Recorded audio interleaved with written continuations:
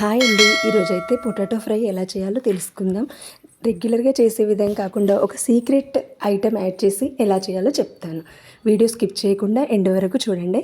So ముందుగా oil వేసుకొని అందులో పోపు దినుసులు వేశాక అవి కొద్దిగా ఫ్రై అయ్యాక ఆనియన్స్, పచ్చిమిర్చి వేసుకొని బాగా కలుపుకోవాలి.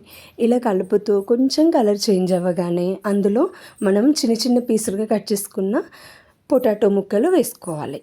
ఇప్పుడు ఆ పొటాటో ముక్కలు వేశాక బాగా కలుపుకోవాలండి. అడుగు మాడిపోకుండా కలుపుతూనే ఉండాలి.